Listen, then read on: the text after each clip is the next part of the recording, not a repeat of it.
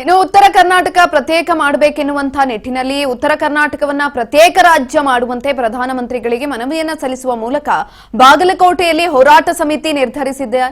ನಂಜುಂಡಪ್ಪ ವರದಿ ಸೇರಿದಂತೆ ಉತ್ತರ ಕರ್ನಾಟಕ ಅಭಿವೃದ್ಧಿ ಯಾವುದೇ ರೀತಿಯಾದಂತಹ ಯೋಜನೆ ಸರಿಯಾಗಿ ಜಾರಿಗೆ ಆಗ್ತಾ ಇಲ್ಲ. ಹೀಗಾಗಿ ಮೂಲಭೂತ ಸೌಲಭ್ಯಗಳನ್ನ ಇಲ್ಲದೆ ಉತ್ತರ ಕರ್ನಾಟಕ ತತ್ತರಿಸಿ ಹೋಗಿದೆ ಎನ್ನುವಂತಹ ಮೂಲಕ ಹೋರಾಟಕ್ಕೆ ಸಜ್ಜಾಗಿದ್ದಾರೆ.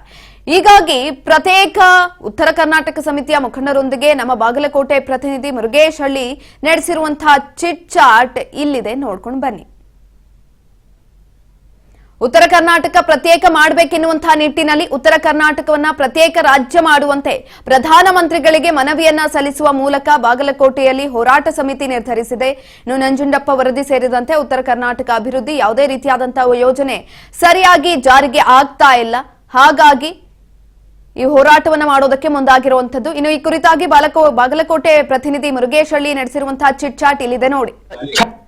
ಕಳೆದ 2 ದಶಕಗಳಿಂದ ಉತ್ತರ ಕರ್ನಾಟಕ ಒಂದು ಅಭಿವೃದ್ಧಿ ಕಾಣದೆ ಜನಪ್ರತಿನಿಧಿಗಳ ಇಚ್ಛಾಶಕ್ತಿ ಇಲ್ಲದೆ ಒಂದು ರೀತಿಯಾಗಿ ಅಭಿವೃದ್ಧಿ ಕಾಣದಂತಹ ಉತ್ತರ ಕರ್ನಾಟಕವಾಗಿದೆ ಅಂತ ಹೇಳ್ಬೋದು. ಉತ್ತರ ಕರ್ನಾಟಕಕ್ಕೆ ಜನಪ್ರತಿನಿಧಿಗಳು ಯಾವುದೇ ರೀತಿಯಾಗಿ ಸ್ಪಂದನೆ ನೀಡ್ತಾ ಇಲ್ಲ, ಆಟಕ್ಕುಂಟು ಲೆಕ್ಕಕ್ಕಿಲ್ಲ ಎಂಬಂತಾಗಿದೆ ಅಂತ ಹೇಳ್ಬೋದು.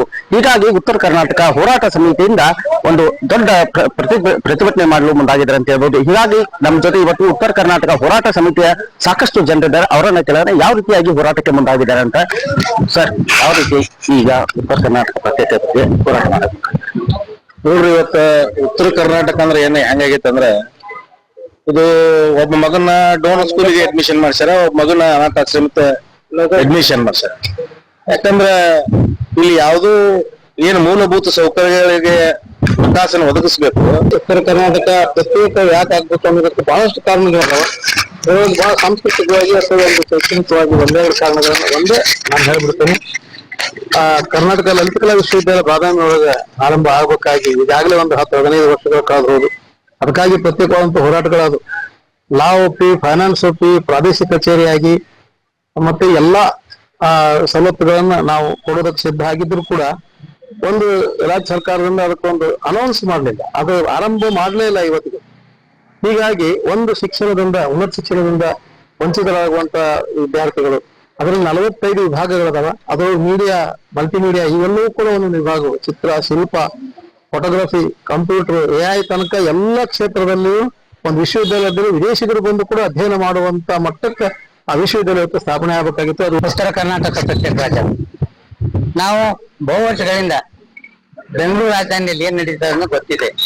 ಉತ್ತರ ಕರ್ನಾಟಕ ಯಾವ ತಾರತಮ್ಯ, ಅನ್ಯಾಯ, ಮಲ್ತಾಯ ಧೋರಣೆ ತಾರತಮ್ಯ ಅದನ್ನು ಗಮನಿಸಿ ನಾವು 1999ರಲ್ಲಿ ಫೆಬ್ರವರಿ ತಿಂಗಳಲ್ಲಿ ಒಂದು ಠರಾವ್ ಪಾಸ್ ಮಾಡಿ ಪ್ರತ್ಯೇಕ ಉತ್ತರ ಕರ್ನಾಟಕ ರಾಜ್ಯ ಆಗ್ಬೇಕು ಅಂತ ಅನ್ನೋದನ್ನ ಪ್ರತಿಪಾದನೆ ಮಾಡಿದ್ದೇವೆ. ಅದಕ್ಕೆ ಸರ್ವಮತದಿಂದ ಅದೇನಪ್ಪ ಅಂಗೀಕಾರ ಆಗಿದೆ. ಇದೊಂದು ಅಫಿಷಿಯಲಿ ಡಾಕ್ಯುಮೆಂಟ್. ಅದಕ್ಕೇನಪ್ಪಾ ಅಂತಂದ್ರೆ ಸರ್ಕಾರ ಇವನ್ನ ಗಮನಿಸ್ಬೇಕು. ನಮ್ಗೆ ಏನ್ ಬೇಕಾಗಿಲ್ಲ, ಅವ್ರ ಆಶ್ವಾಸನೆ ಬೇಕಾಗಿಲ್ಲ. ಸಾಕಷ್ಟು ಆಶ್ವಾಸನೆಗಳು ನಂಜುಂಡಪ್ಪ ಅಂತ ಪವಿತ್ರ ಅದು ಬರೆದಿತ್ತು, ಅದನ್ನೇ ಜಾರಿಗೆ ತರಲಿಲ್ಲ. ಸರ್, ಯಾವ ರೀತಿ ಹೋರಾಟಕ್ಕೆ ಮುಂದಾಗಿದೆ?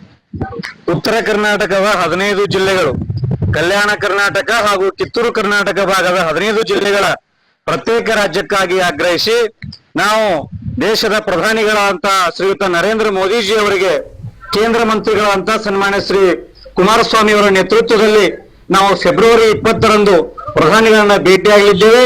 ಉತ್ತರ ಕರ್ನಾಟಕದ ಪ್ರತ್ಯೇಕ ರಾಜ್ಯದ ಅನುಕೂಲತೆಗಳೇನು, ಅದರ ಸಾಧ್ಯತೆಗಳೇನು, ಪ್ರಯೋಜನಗಳೇನು ಅನ್ನೋದ್ರ ಬಗ್ಗೆ ಸಂಪೂರ್ಣವಾಗಿ ಮನವರಿಕೆಯನ್ನು ಮಾಡಿ ಮುಂದಿನ ಹೋರಾಟಕ್ಕೆ ನಾವು ಅಣಿಯಾಗ್ತೇವೆ. ಹೀಗಾಗಿ ಉತ್ತರ ಕರ್ನಾಟಕ ಪ್ರತ್ಯೇಕವಾಗದೇ ಇದ್ರೆ ನಾವೊಂದು ಉಗ್ರ ಪ್ರತಿಭಟನೆ ಮಾಡುವುದಾಗಿ ಎಚ್ಚರಿಕೆ ನೀಡ್ತಾ ಇದ್ರೆ, ಅದರ ಜೊತೆಯಾಗಿ ಪ್ರಧಾನಮಂತ್ರಿಯವರಿಗೂ ಕೂಡ ಒಂದು ಮನವಿಯನ್ನು ಡೆಲ್ಲಿಗೆ ಹೋಗಿ ಒಂದು ಮನವಿಯನ್ನು ಕೊಡಲು ಮುಂದಾಗಿದ್ದಾರೆ ಅಂತ ಹೇಳ್ಬೋದು. ಕ್ಯಾಮರಾಮನ್ ಸಚಿನ್ ಜೊತೆ ಮುರುಗೇಶ್ ಹಳ್ಳಿ, ರಾಜ್ ನ್ಯೂಸ್, ಬಾಗಲಕೋಟೆ.